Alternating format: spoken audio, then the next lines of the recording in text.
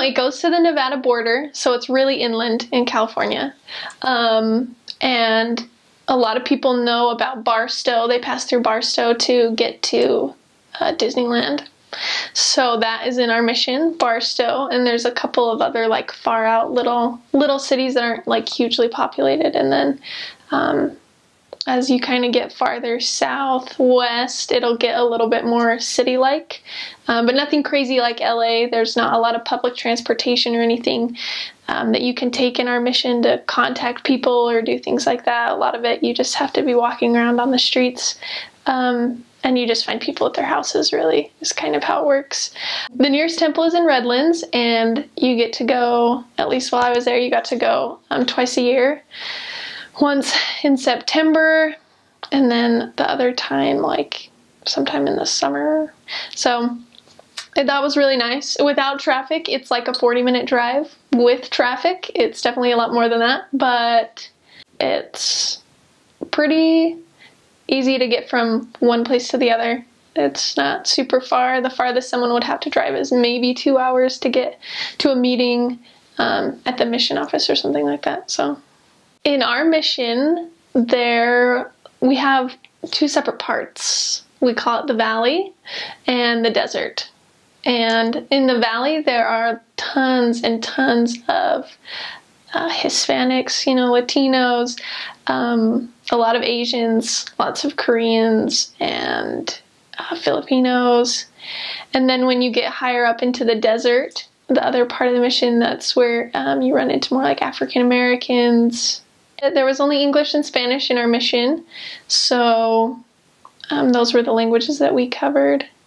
And there definitely is a lot of diversity in California, which I love. I love that. I miss it a lot, actually. I had a ward where there were tons of Polynesians. There was someone from Turkey. There was just people from all over, from Tonga, Samoa, those places. And they just add such a vibrant, like, different spin on things.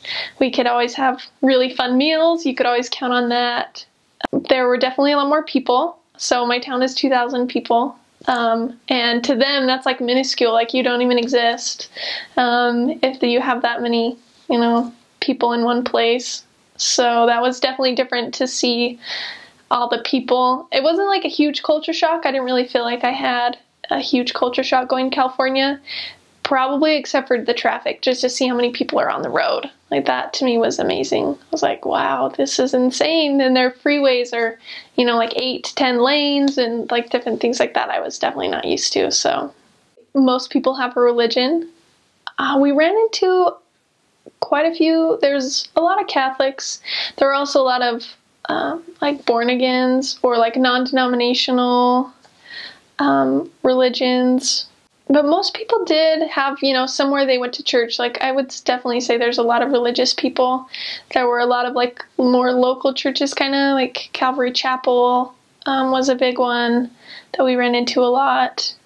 And there's one called the High Desert Church. So if you're in the desert part of the mission, then that's really, like, where a lot of people go. We just call it HDC. And so, but it was really good to realize that there's a lot of amazing people that aren't members of our church that still strive to do their best. In one area that I served in, I lived with members. I actually ended up living with members my whole mission, and I loved it.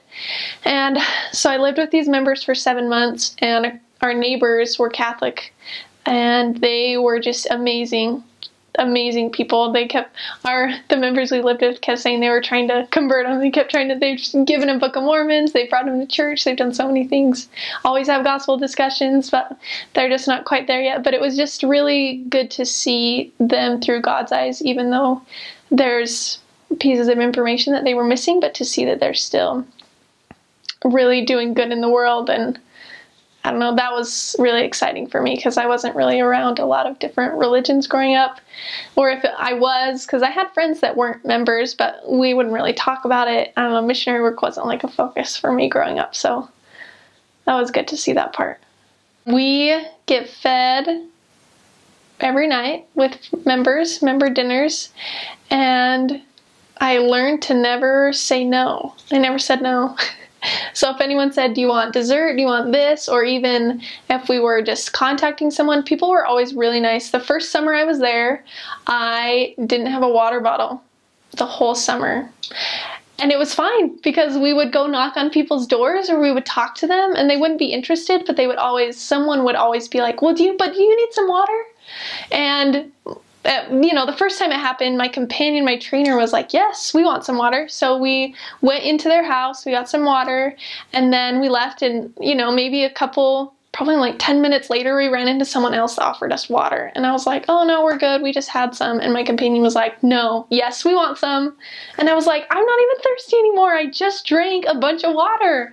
And she's like, you never say no. And that's probably one of the first lessons I learned that I definitely stuck to. Like, all my companions will testify that I never say no.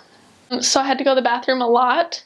I felt like I lived at the church because we would always like stop there, or that was a good way to get into less active homes. I did that a couple times.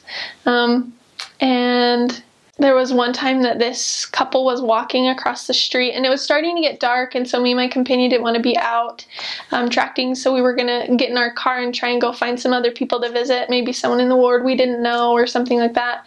And they started talking to us, and they had just sold their house and they were preachers of another faith and they wanted to pray with us. And so we got in a circle and we all held hands, and it was a pretty interesting prayer. I've never heard one quite like it. There was a lot of hallelujahs and a lot of amens. It was really loud. So it definitely was a different prayer than what I was used to. So me and my companion, we were both pretty new at that point. We had both only been out for like 2 months when we were together at that time, and so that was pretty new for both of us. She was from Idaho, I was from Utah. That was definitely a new experience. But it was really fun and something that we both always comment on, always remember.